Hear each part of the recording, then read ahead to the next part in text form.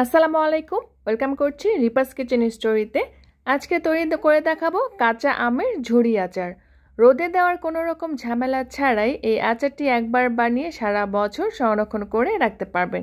সেই সাথে এই আচারটি কিন্তু খিচুড়ি, পোলাও অথবা ভাতের সাথেও দারুণ লাগে। এমন সব মজার মজার রেসিপি পেতে চাইলে আমার চ্যানেলটিকে সাবস্ক্রাইব করে নিতে পারেন। আমার চ্যানেলে কিন্তু আরও আচারের রেসিপি দেওয়া আছে, চাইলে সেগুলোও দেখে নিতে পারেন। কাঁচা আমের ঝুরি আচার তৈরির জন্য এখানে আমি 1 কেজি আম খুব ভালো মতো ধুয়ে উপরে স্কিনটা একটু ড্রাই করে নিয়ে তারপরে একটি পটেটো পিলারের সাহায্যে স্কিনটা ছিলে নিচ্ছি। চাইলে কিন্তু এই কাজটি বটির সাহায্যেও করতে পারবেন।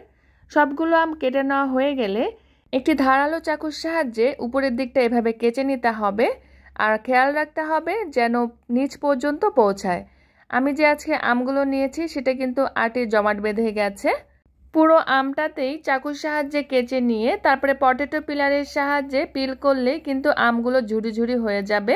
আপনারা চাইলে এই কাজটি বটির সাহায্যেও করে নিতে পারেন, তবে খেয়াল রাখতে হবে আমগুলো যেন খুব বেশি চিকন না হয়, একটু মোটা করে কিন্তু কেচে নিতে হবে।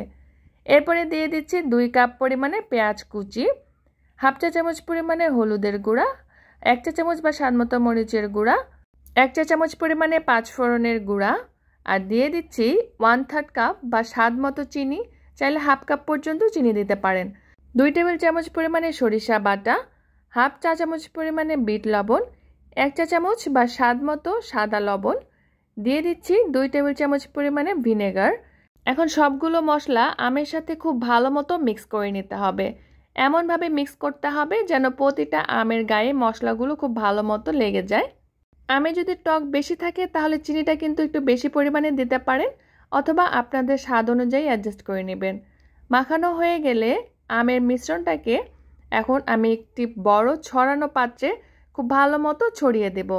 চেষ্টা করবেন একটু পাতলা করে আমগুলোকে ছড়িয়ে দিতে, এতে করে শুকাতে সহজ হবে। আমের ঝুড়িগুলোকে আমি কড়া রোদে প্রায় 2 দিনের মতো শুকিয়ে নিয়েছি, তবে খুব বেশি শক্ত করে কিন্তু শুকাবেন না, এতে করে আচারটা অনেক ড্রাই হয়ে যায়।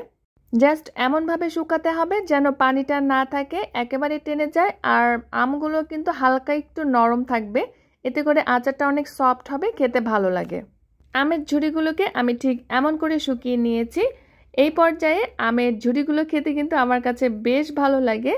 এখন চলে যাচ্ছি পরবর্তী স্টেপে। চুলায় একটি পাত্র বসিয়ে দিয়ে দিচ্ছি 3 কাপ পরিমাণে সরিষার তেল। তেলের এখানে নির্দিষ্ট কোনো মেজারমেন্ট নেই, চাইলে আপনারা আরেকটু কম দিতে পারেন, তবে তেলটা এমনভাবে দিতে হবে যেন আচারটা পুরোপুরি ডুবে থাকে।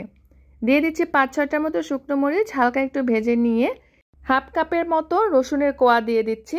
রসুনটাকেও কিছু সময়ের জন্য একটু ভেজে নিয়ে দিয়ে দিচ্ছি 1 চা চামচ পরিমাণে 5 ফোড়ন। গোটা 5 ফোড়নটা দিয়েছি। সবগুলো খুব ভালো মতো একটু ভেজে নিব। যখনই রসুনে কিছুটা কালার আসা শুরু করবে এই পর্যায়ে নামিয়ে নিতে হবে। খুব বেশি কালার করে নামাতে যাবেন না, এতে করে কিন্তু তিতা একটা ভাব চলে আসবে। ঠিক এই পর্যায়ে নামিয়ে নিতে হবে। তেলটাকে কিছু সময়ের জন্য প্রায় 2 মিনিটের জন্য একটু ঠান্ডা করে তারপরে আমের ঝুড়িগুলোতে দিয়ে দিচ্ছি। তেলটা একদম গরম থাকা অবস্থায় আমের ঝুড়িতে দিয়ে দিলে আমগুলো বেশি সেদ্ধ হয়ে যেতে পারে, তাই কিছু সময়ের জন্য একটু ঠান্ডা করে তারপরে আমের ঝুড়িতে দিয়ে দিবেন। এরপরে খুব ভালো মতো মিক্স করে নিচ্ছি। যে কোনো আচার কাচের বয়মে খুব ভালো মতো ধুয়ে পরিষ্কার করে রোদে একটু শুকিয়ে নিয়ে তারপরে স্টোর করলে কিন্তু অনেক দিন পর্যন্ত ভালো থাকে। আর আচার তোলার সময় চেষ্টা করবেন অবশ্যই ড্রাই চামচ ইউজ করতে, এতে করে আচারে ফাঙ্গাস পড়বে না, আচারটা অনেক দিন পর্যন্ত ভালো থাকে। যে কোনো আচার ভালো রাখতে চাইলে অবশ্যই সরিষার তেল ইউজ করবেন। সরিষার তেলে আচার এভাবে ডুবিয়ে রাখলে সারা বছর কিন্তু ভালো থাকবে, কখনোই নষ্ট হবে না। তবে আপনারা চাইলে ফ্রিজের নর্মাল চেম্বারেও কিন্তু সারা বছরের জন্য আচার সংরক্ষণ করে রাখতে পারেন। আশা করছি আজকের কাঁচা আমের ঝুরি আচার রেসিপিটি ভালো লেগেছে। ফিরে আসবো নতুন কোনো রেসিপি নিয়ে, সেই পর্যন্ত ভালো থাকবেন। আল্লাহ হাফেজ।